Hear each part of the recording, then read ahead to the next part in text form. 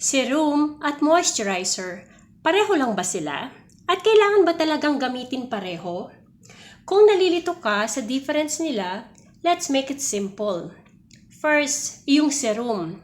Ang serum ay usually lightweight at madaling i-layer sa skin.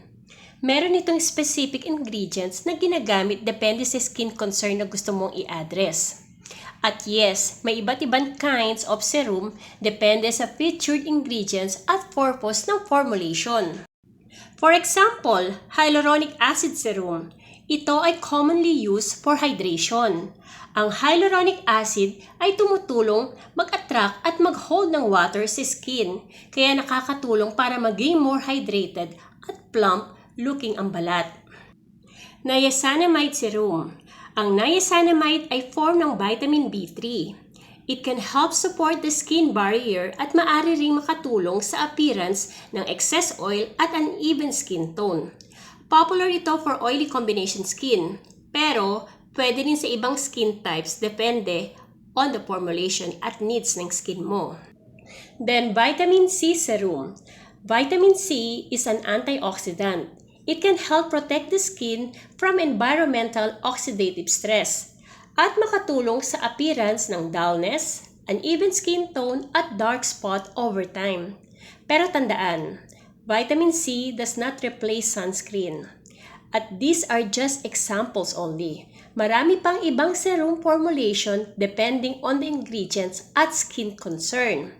Also, possible na ang isang serum ay may mga combination ng different ingredients. Halimbawa, may serum na may niacinamide at hyaluronic acid sa iisang formulation.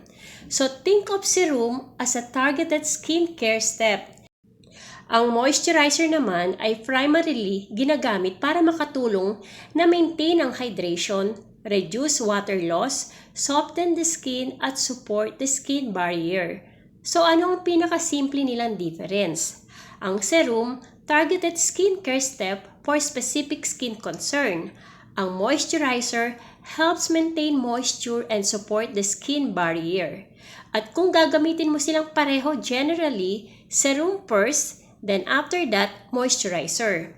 Pero tandaan, serum is optional. Hindi dahil trending ang vitamin C, niacinamide, o hyaluronic acid, kailangan mong gamitin silang lahat. Know your skin concern first, then choose a serum that makes sense for your skin. At hindi rin ibig sabihin na mas maraming skincare products, mas maganda ang skin. Start with basics.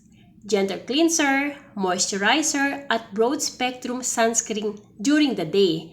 Then add a serum or treatment based on your specific skin needs.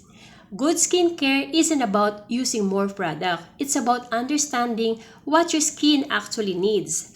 This is Jen. Follow my Amazon series for more practical skincare and beauty education. See you. Thank you. Bye.